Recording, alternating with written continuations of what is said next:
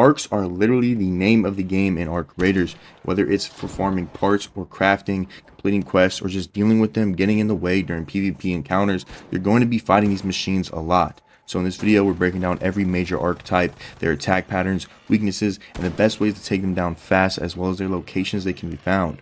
We'll also cover the loot you can expect from each one so you know exactly if it's worth your time. Let's jump straight into it, starting with the smallest threats and working our way up to the real monsters. So for the first arc on our list, we have the Tick. The Tick is a small unarmored arc that likes to hide in buildings or underground areas and latch onto walls or ceilings before they jump at you. Now the weaknesses for this arc is because it's unarmored, you don't need any heavy ammo. You can literally just melee it or shoot it with any other gun, and one shot usually does the trick. As for loot from this Tick, you'll get basic scrap components and maybe sometimes a drone lens. But one tip I have is to always pick up any dropped power cells, because these power cells can be used for shield recharges. Next on the list we have a Snitch, which is a small unarmored flying scout drone with 3 rotors that will alert for backup if a raider is detected, usually consisting of 2 wasps and 1 hornet. Now this arc can be found everywhere and anywhere on the map, and it's pretty straightforward with no weaknesses to any ammo type. Any ammo will do the trick. Now as for loot, much like the Tick, it can really drop a limited amount of items with a Snitch scanner, arc alloys, arc power cells, and arc synthetic resins. Next arcs on our list are the Pop and Fireball. The Pop is a small and unarmored arc, but it rolls and detonates when you get close, and its weakness is since it has no heavy armor, try to engage at range so you're not caught in the explosion. Use light or medium weapons and aim to destroy it before it gets into close quarters. You can also just run away from it. It seems to work, but most of the time it does explode right on top of you.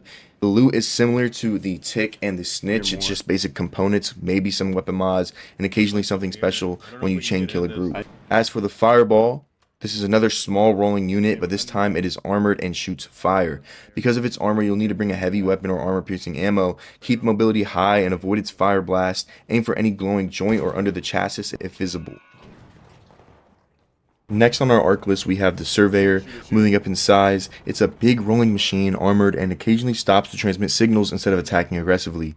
Because it pauses to transmit, you can use the moment to strike hard. Focus fire with your strongest weapon or explosions. Keep medium range so you're out of its main path, but close enough to maintain pressure.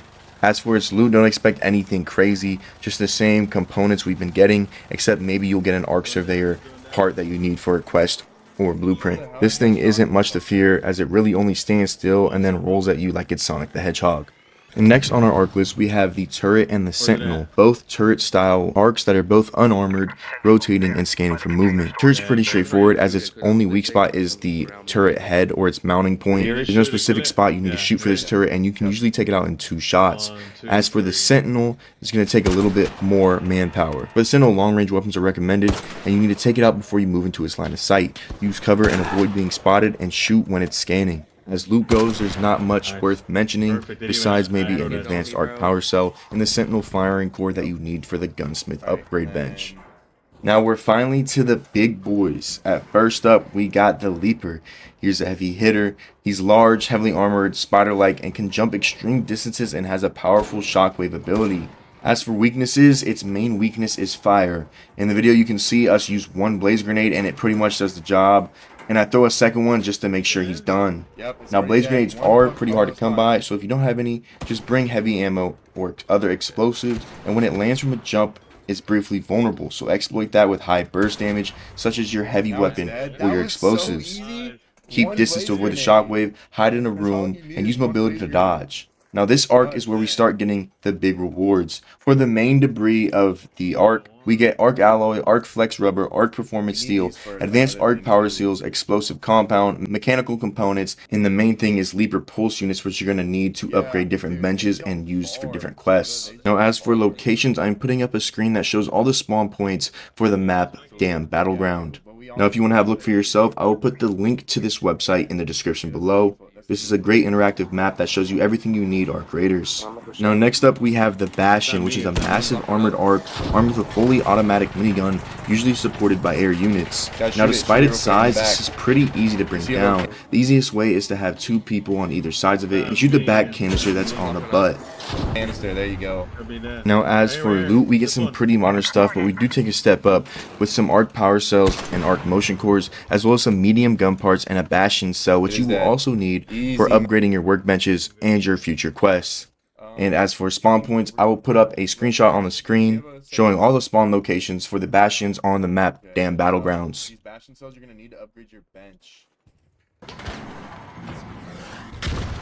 And the next arc on the list is the Rocketeer, which is a large flying arc with very heavy armor, which you'll usually encounter in patrolling wide open spaces or hovering around extraction sites. It's one of the tougher airborne enemies due to its high armor and long-range missile attacks. So the quick and easy answer to killing a Rocketeer is just by using a wolf pack. Sometimes one wolf pack can do it, other times you're going to need two. But wolf packs are hard to come by, so if you don't have a wolf pack, you can just use other explosives and avoid staying in the open. Best way to fight a Rocketeer is to hide in a building, bait out its rocket, and shoot in between rocket shots. Another way we killed the Rocketeer, I don't know if we got lucky, but we just sat from afar and shot at its rotors with Pharaohs as it slowly came towards us. Now as far as loot goes, you get the typical arc power cell, arc alloy, the arc motion cores, but the main thing you're looking for here is the Rocketeer drivers, which once again you need for upgrading your workbenches as well as quests in the future. Now once again, I'm putting a screenshot of the locations for the Rocketeers on Damn Battlegrounds, but we found that the best spot to find them is actually on the map Bluegate. Now there's 12 possible spawn locations at the Damn Battlegrounds,